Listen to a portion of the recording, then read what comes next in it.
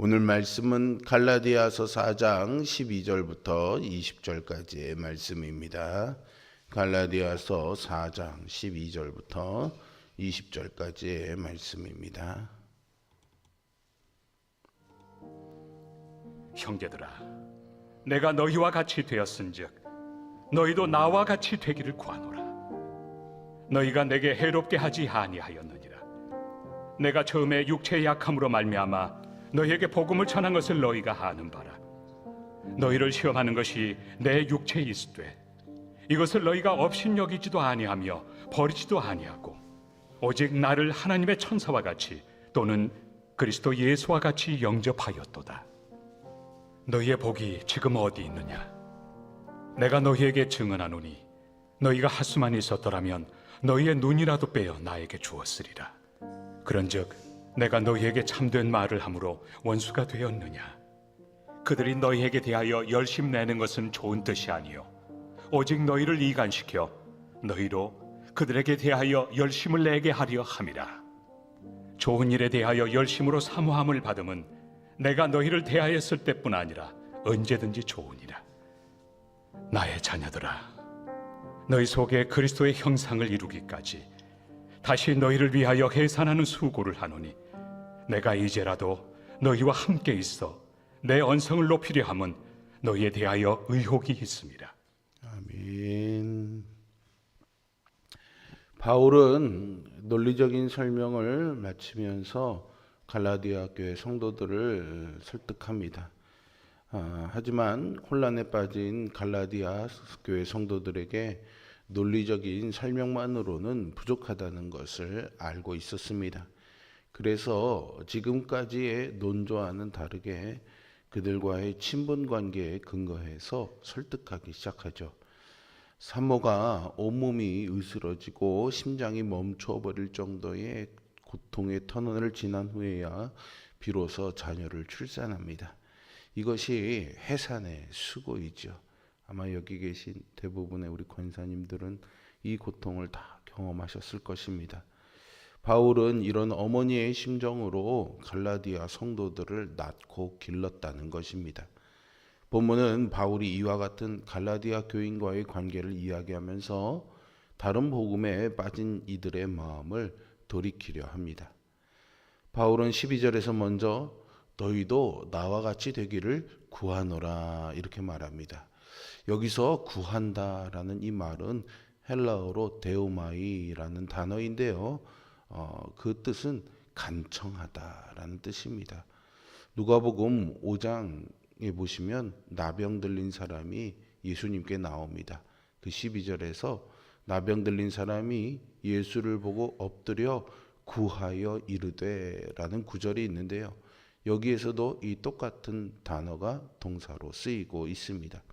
그러니 바울이 여기서 너희도 나와 같이 되기를 구한다라는 이 말은 그러면 좋고 아니면 어쩔 수 없고 이런 뉘앙스가 아니라 정말로 그렇게 되었으면 좋겠다. 병 낫기를 바라는 그런 심정과 같이 정말로 내가 그러기를 원한다. 이런 그 간청의 의미가 담겨져 있는 겁니다.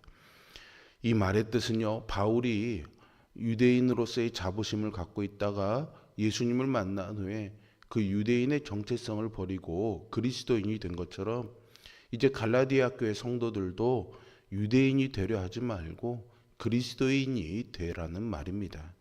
이어서 바울은 갈라디아 성도들을 처음 만났을 때를 회상하면서 우리가 이런 사이가 아니었느냐라고 설득하고 있습니다. 13절에서 보듯이 그는 갈라디아에 처음 갔을 때 몸이 아팠던 것을 회상합니다. 당시의 사람들은요, 병이 걸린 사람을 그다지 신뢰하지 않았습니다. 병에 걸렸다는 것은 뭔가 하늘로부터의 벌을 받았다라는 그런 뉘앙스가 담겨져 있는 것이었기 때문이죠. 그때 바울은요, 자기 병 때문에 사람들이 자기 말을 믿지 않을 수 있다라고 걱정했지만 갈라디아 성도들은 오히려 하나님의 천사를 영접하듯이 바울을 영접했고요. 할 수만 있다면 자기 눈이라도 빼어서 바울에게 주려고 할 정도로 바울을 사랑했습니다. 여기서 중요한 것은 갈라디아 성도들이 바울의 외모를 보고 그를 따르지 않았다는 사실이죠. 전도 여행을 하면서 지쳤고 또 병까지 걸린 바울의 외모는 아마도 볼품 없었을 것입니다.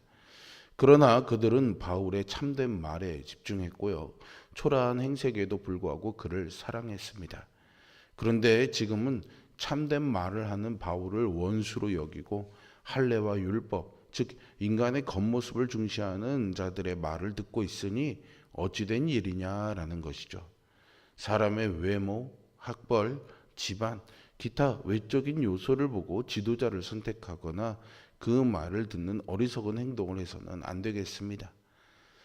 예루살렘에서 온 유대인들은요, 진리를 위함이 아니라 성도들이 자신들을 향해서 열심을 내게 하려고, 즉 인기를 얻게 하려고 열정적으로 일하는 자들이었습니다.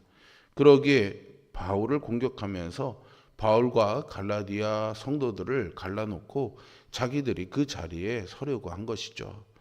진리를 위한 열정이라면 유익하겠지만 자기 세력을 늘리려는 열정은 멀리해야 합니다. 바울도 열정적으로 사역했지만 그의 목적은 자신을 높이거나 인기를 얻으려는 것이 아닙니다. 그래서 바울은 열심을 낸다가 아니라 해산하는 수고를 한다라고 말한 것입니다. 산모가요, 뭔가를 열심히 한다고 해서 아기가 더 빨리 자라는 것은 아니겠죠.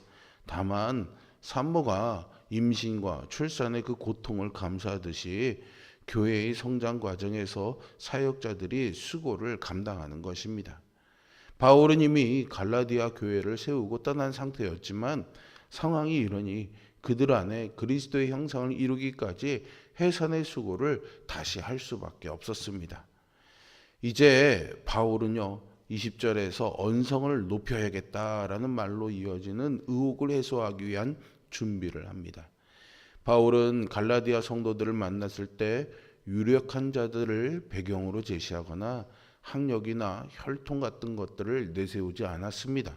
오히려 병에 걸려 연약한 모습으로 다가갔지요. 그러나 그가 진리를 전하자 성령께서 함께 하셔서 사람들이 그리스도를 믿고 갈라디아 교회가 세워질 수 있었습니다. 이것은 성도들이 어떤 지도자를 따르고 사랑해야 하는가를 잘 보여줍니다.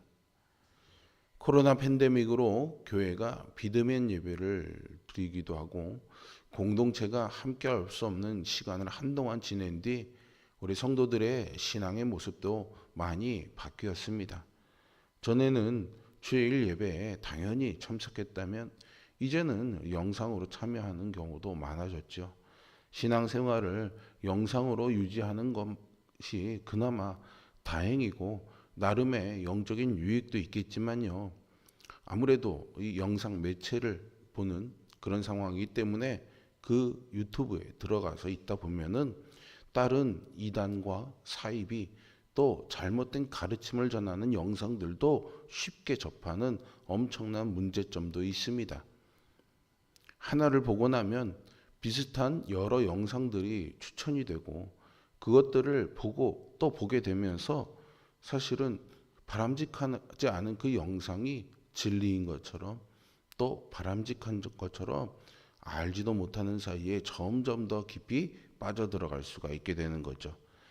바울이 1차 전도 여행 중에 고난 속에서도 열심히 전도해 세운 교회가 갈라디아 교회였습니다.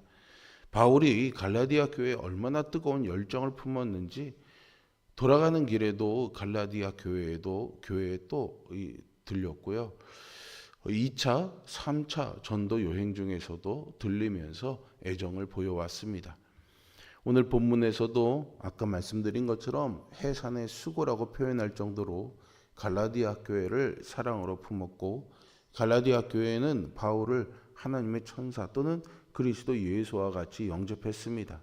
이런 관계 속에서 바울이 전한 복음을 받아들인 갈라디아 교인들에게는 감격이 넘쳤던 거죠.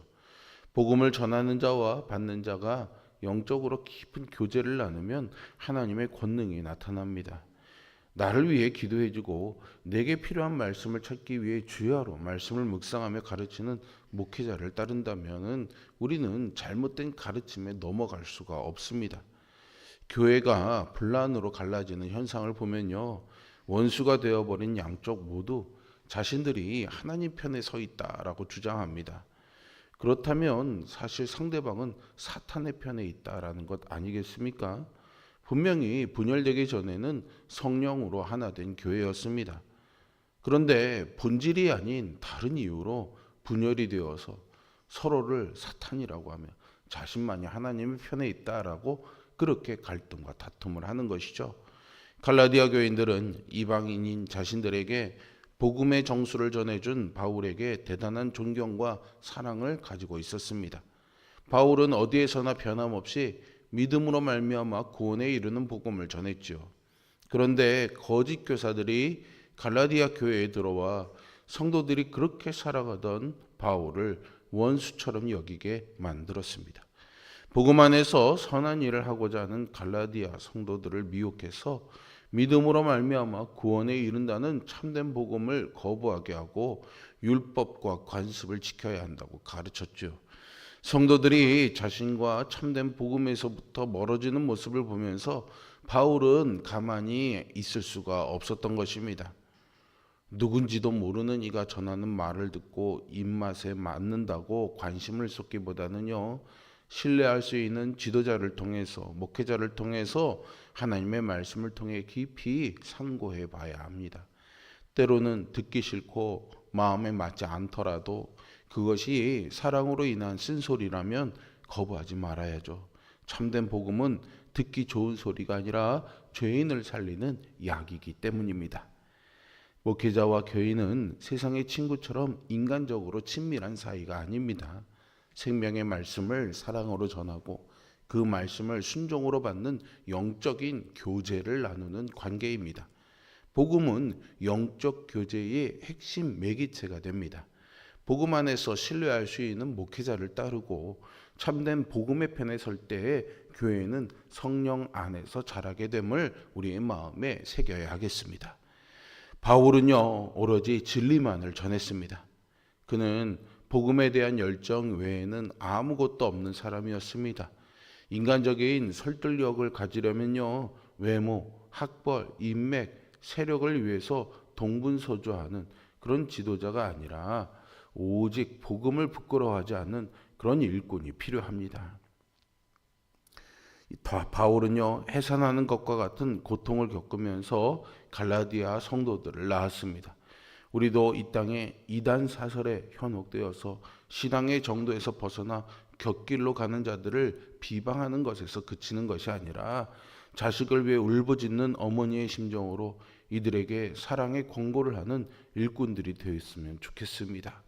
우리 모두가 이렇게 우리를 사랑하시는 하나님의 은총 가운데서 참된 말씀과 복음의 진리를 가진 그런 말씀의 교제를 통해서 하나님을 기뻐하는 거룩한 공동체를 세워가는 귀한 일꾼으로 살아갈 수 있기를 주님의 이름으로 축복합니다.